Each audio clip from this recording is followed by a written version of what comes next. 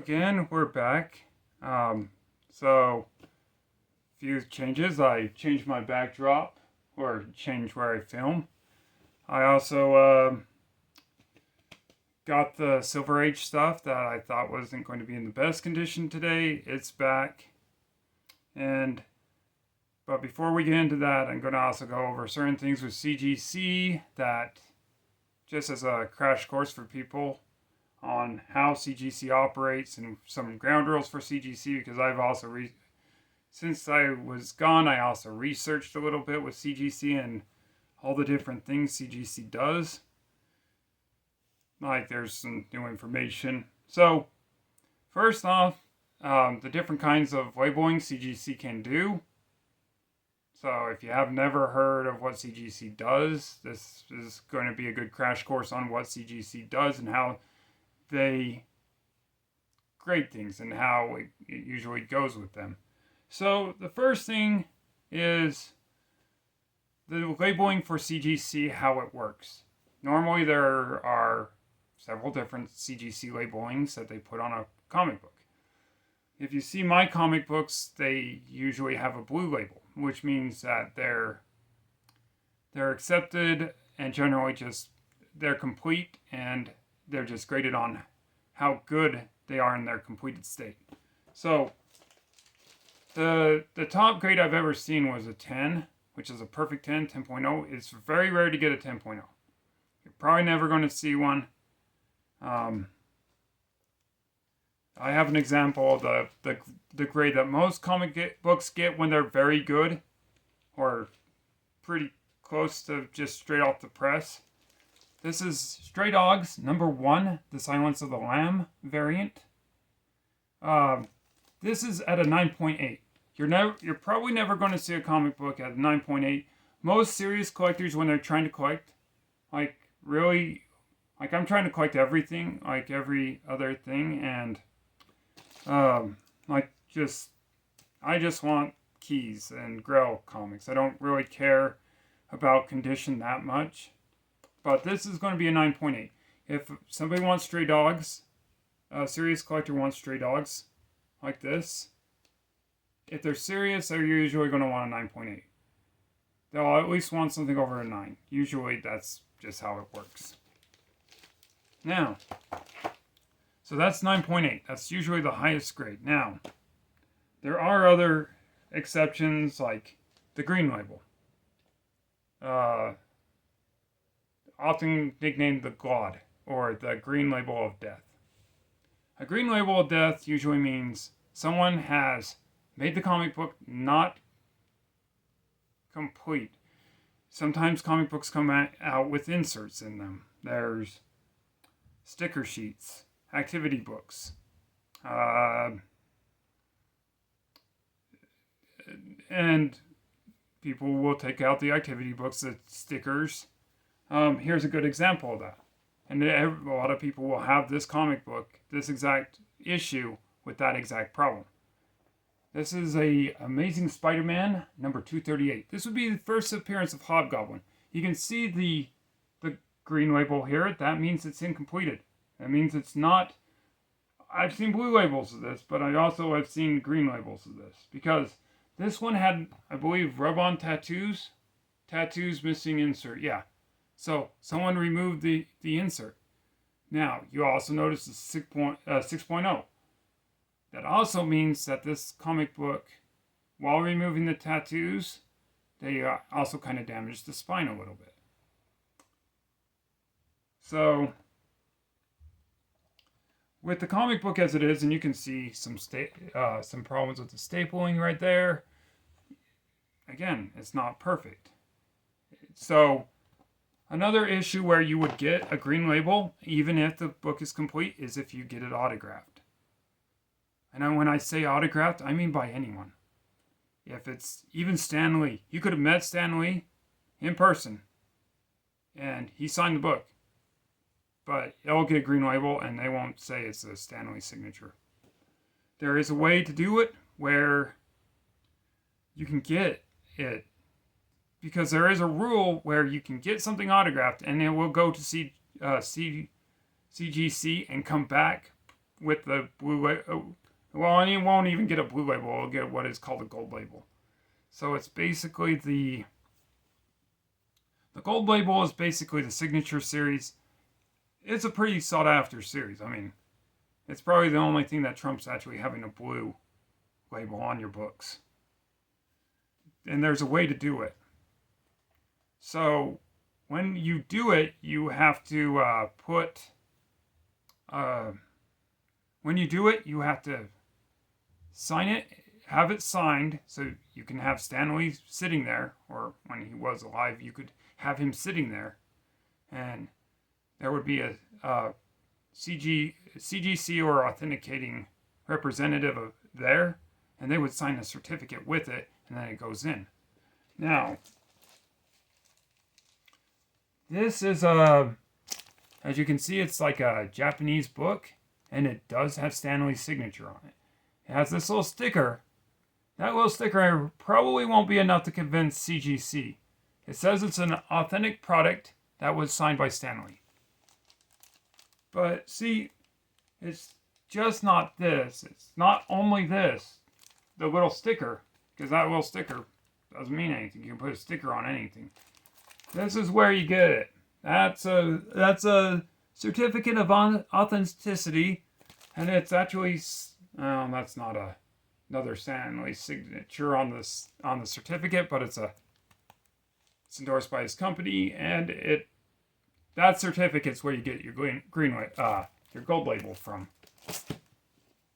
And if you're wondering, no, I didn't need Stan Lee. I won that in a raffle. All right.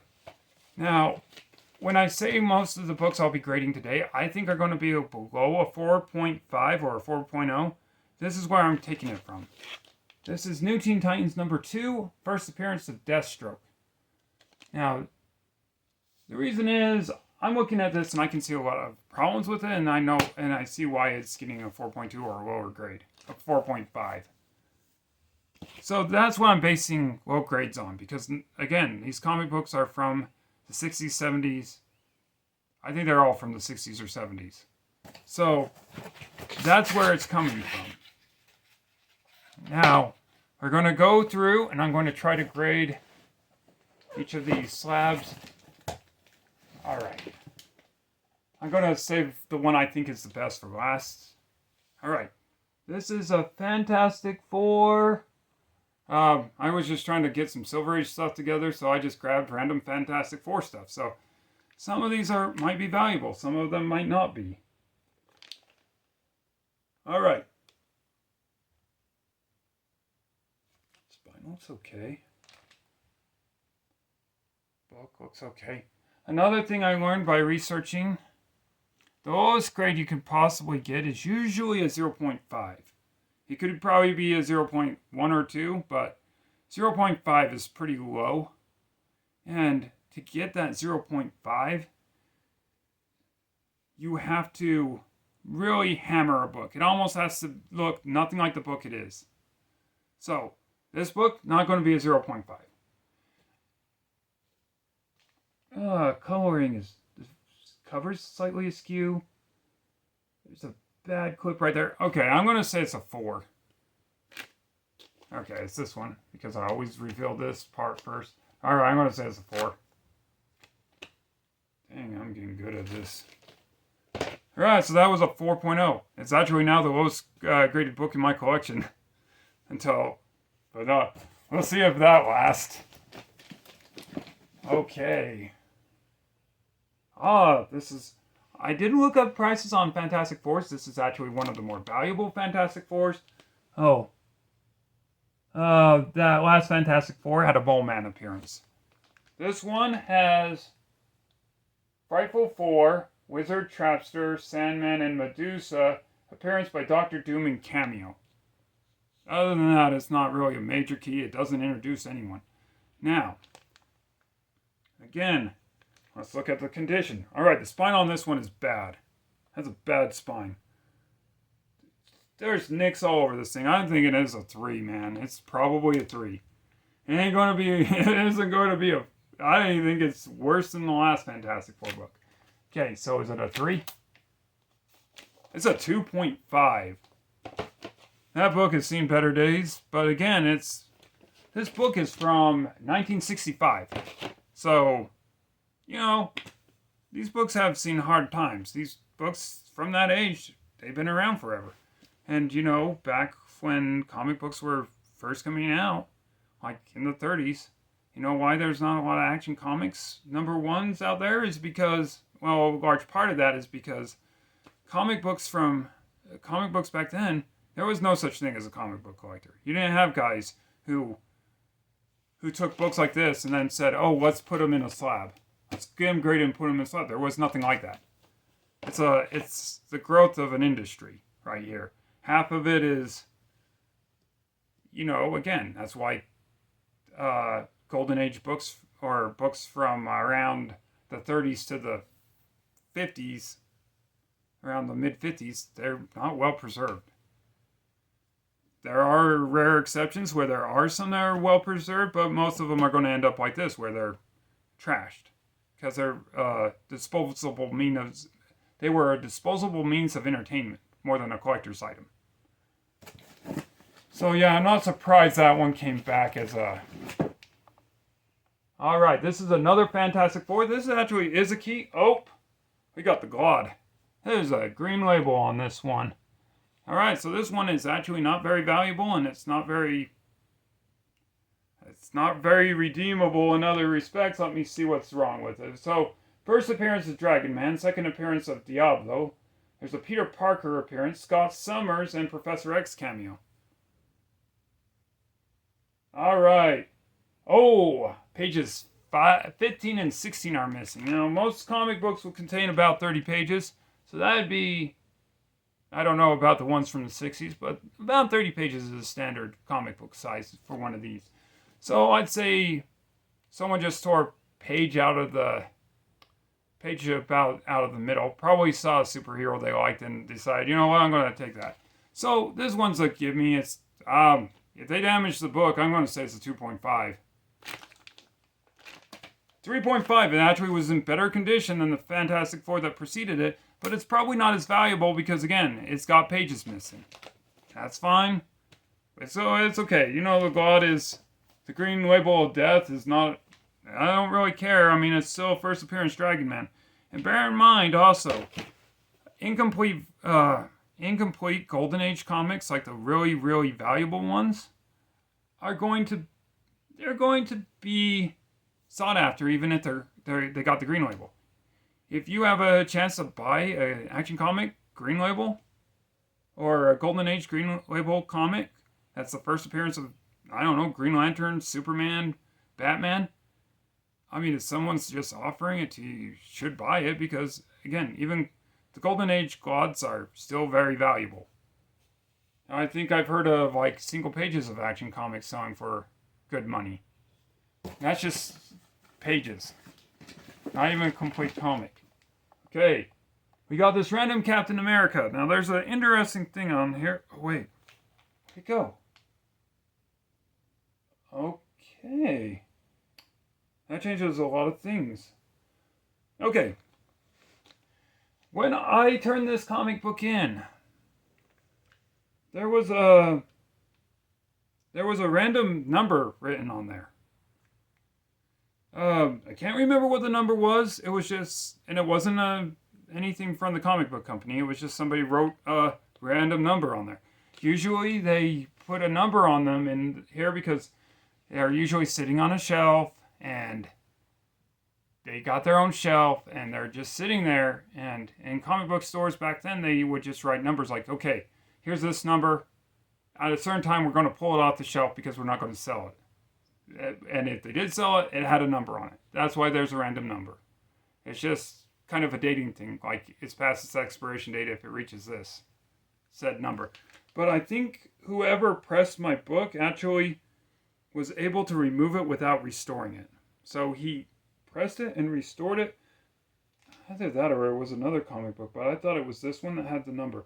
Now, this one is Red Skull and Avengers Wasp, Yellow Jacket, Vision, and Goliath appearance. If you're wondering who Goliath is, I believe that was Clint Barton back then. because Hawkeye used to be able to grow big too, like do the whole giant man thing. So, oh, this is Stan Lee's story. Okay, so this one's from '69. Yeah. Okay, since they cleaned it up a bit, I actually think this is going to go better. It almost looks like it's pretty on par with the first appearance Deathstroke. It's kind of got the same discoloration. Funny thing is, this one's older than that one. All right, so I'm going to say it's going to be a 4.5. 5.5. That's pretty good. A book from '69 being a 5.5. Again, I'm trying to preserve them, so if you have a book that's this old and you're just like, and you feel like it should be preserved, get it preserved. Get it slabbed. It's going to be because again, at this point, it's a labor of love for the books. Okay. Oh, this is a key. Let's make sure this one ain't got a green label. It doesn't. All right. Now, anybody know what key this is or whose key is this? Oh, well, that's making it a little too easy because it's got the name MODOK on it. If you said MODOK, you're right. This is a MODOK first appearance. You can tell because it has the word MODOK in it, and he appears. Let me see if I can get him in the camera shot. He's in the background. I believe he's behind Cap. Yeah, I think that's... Oh, yeah, I see him. There he is. It's like Where's Waldo, but it's if Waldo had a giant freaking head. So, anyway, this is first appearance MODOK. So, if you watched the Ant-Man Quantumania movie, he's kinda in it. I say kinda because hashtag not my MODOK. This is my MODOK. Okay, so again, I like MODOK because he's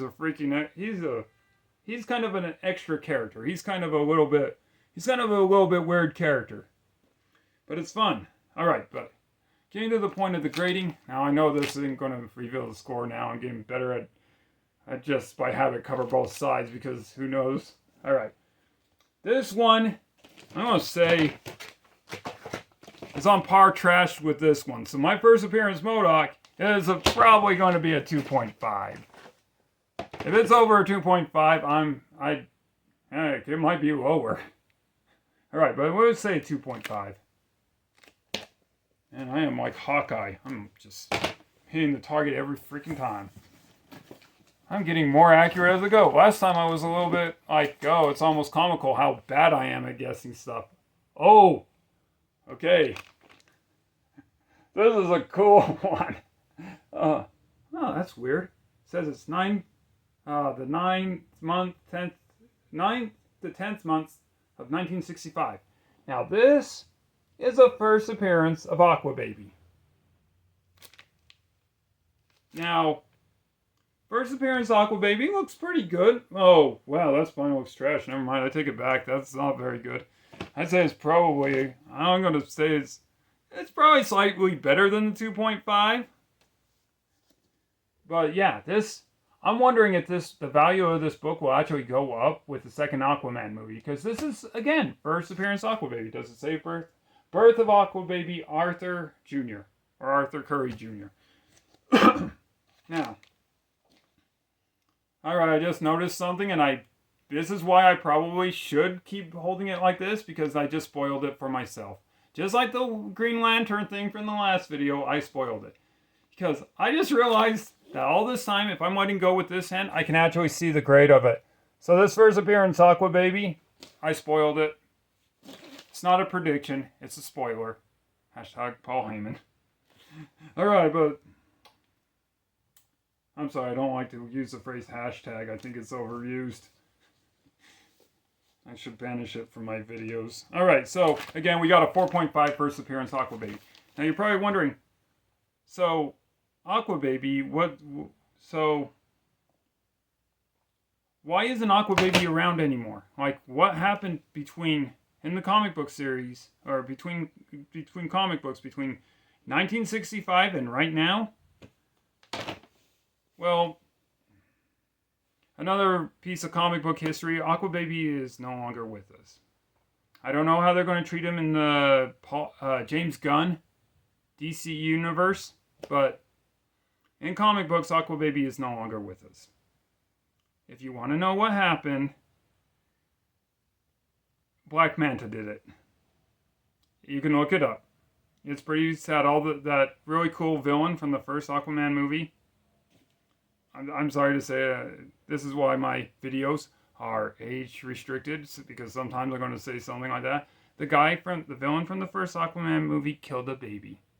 He killed Aquababy. It's Black Manta's fault. I'm not even changing it. I don't know what retcons did, but there is a storyline called Death of the Prince where Aquababy dies and Black Manta did it. I wasn't going to go on a tangent about how Black Manta did it, but here we are. All right. There's going to be one where if I pull this one out, now I know to cover both sides. Okay.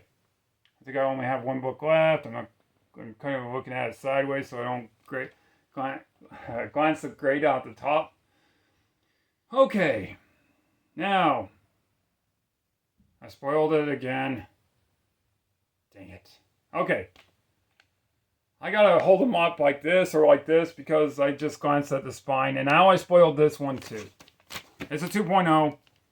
Now let's just talk about the comic. This one is trashed. I really need to get a better version of this comic. Wow, this is that's a low grade. Alright. Why this comic book is a key though. And again, if you like collecting keys, it doesn't really matter the condition. And you can even get them slabbed just to preserve them. And you know what? Again, one day these comic books will probably be valuable because they're going to be the only ones in slabs that are left. So, yeah. This is a Marvel Premiere number 10. If you're wondering, and this one has a bit of history too, this one actually features the first appearance of Shuma-Gorath. I didn't just make a word up. It's actually Shuma-Gorath. Shuma-Gorath is a weird character in terms of Marvel Comics because if you look at the character himself, or itself, he is from a race of extraterrestrial beings called the Many-Angled Ones. He is kind of just a giant space octopus with one eye. And if you're wondering, he was in a Marvel vs. Capcom, I believe it was number 2. He was super popular. He was just that random squid guy that showed up, and he was... Now, Shuma-Gorath also has other things about him that are kind of unique. His first appearance in print would be like a Cthulhu, H.P. Lovecraftian monster. He's kind of based on that, but he's made by the same guy who made Conan the Barbarian. The reason Conan the Barbarian, one of Conan the Barbarian's enemies, shows up in Marvel is because back in the day, first appearance in comic books of Conan, it was printed by Marvel. I believe it. No, that was the guy who made Tarzan. Robert Howe? Cannot remember who created Shuma-Gorath, but Robert E. Howard, I believe is his name. He appears. So Marvel, because they had the rights to Conan, just lifted Conan villain to just randomly appear in a random book. And in the comic book, in the comic book world, he first fights Doctor Strange. You might have also seen that as an Easter egg in the Multiverse of Madness, is that Doctor Strange fights a giant octopus. They couldn't actually call him Shuma-Gorath, but the image is 100% inspired by Shuma-Gorath. I don't know if Sam Raimi made the decision to put him in, but yeah, he added a Shuma-Gorath looking character in. I like to think it is likened to Shuma-Gorath.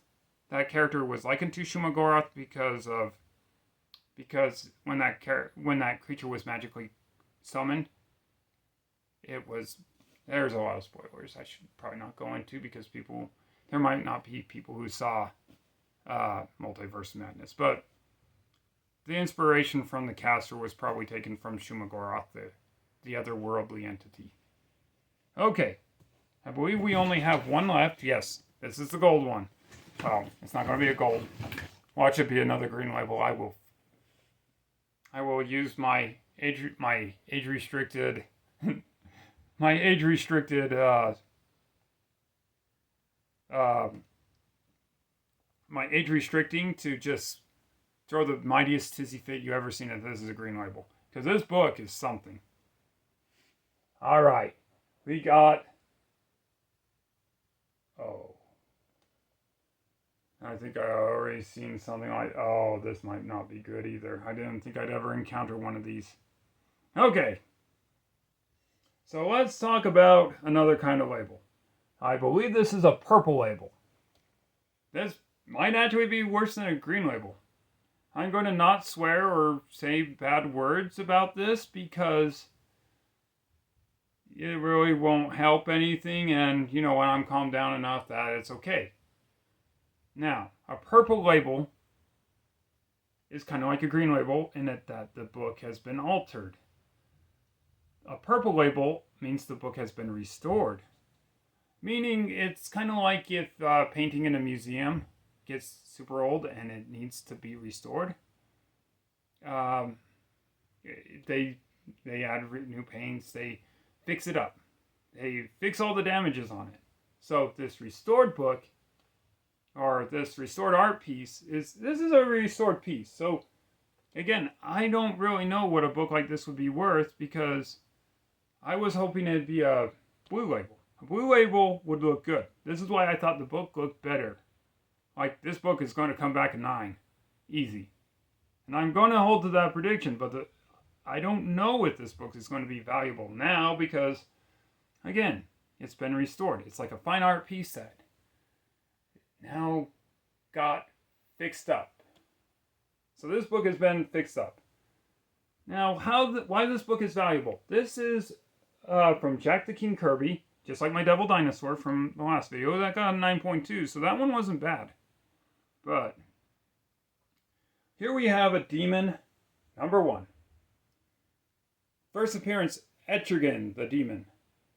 Probably first appearance, Jason Blood too, because Etrigan the Demon and Jason Blood are tied together through a spell cast by, I believe, Merlin.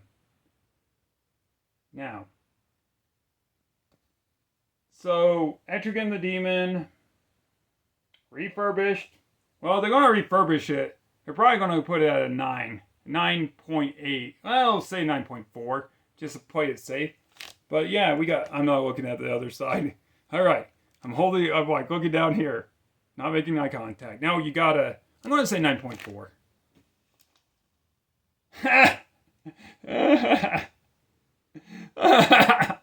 They restored it and they couldn't even get it to a 9.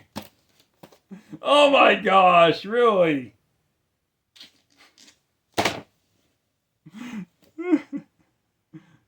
Oh my gosh.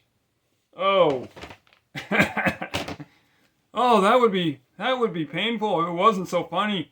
You restored it and you couldn't get it to a 9? Oh. Oh my god. How do they restore it? Do they just throw paint at it and say, oh, that'll do? Oh, alright, that was actually pretty funny. So, we have a 6.0. Let me see if it's... Alright, restoration includes small amount of color touch on cover. Well, that's why that cover popped. It actually kind of makes sense why it's a 6.0. Because they did this. They fixed all that. Oh, by the way, there's a smiley face on my hand that just says hi on it. There's a amusing backstory to that, but yeah, it just says hi. By the way, hi. So, here is a beautiful cover. And that's all the restoration they did. I still like it. I mean, that's still pretty cool. Honestly, I couldn't tell you what it's worth. But again, you know what? In all the comic books I've graded, and I might show you all of them someday. All the comic books I've collected. I'm going to sell absolutely none of them, so they're going to stay with me forever. In fact, I'm probably going to try to do this whole Egyptian thing where I just get buried with all my best stuff. That'd be cool. So yeah, I'm gonna have them forever, so my mummy can rise and claim all my comic books. To quote the girl from Bob's Burgers, Louise, my will, I leave it all to my ghost. Nobody gets anything. This is mine. All joking aside, sadly I don't know how to edit stuff effectively, so I'm gonna not be able to cut the rest of that stuff out. But anyway, I'm probably going to keep everything I got, so it doesn't really matter what it comes back as. All these books are pretty cool, and I really enjoyed them. I even enjoyed the premise of the fact that I got one back as a restored copy. And honestly, this cover does pop. I mean, look at that cover. That is a gorgeous cover. It's probably a metaphor for real life, though. You know how beauty is only skin deep? That's why I'm such a wonderful person, because I got inner beauty. Alright, well, oh my gosh, how did I get a video that's longer than the last one, even though I did less books than the last one? Well, it was teaching people about CGC. Alright, well, I hope you put me on in the background and didn't really do anything super important during this. Yeah. If you were watching me on a 15-minute break and you got back to work late, I am so sorry. Yeah, I can't help you there, but good luck explaining that to your boss.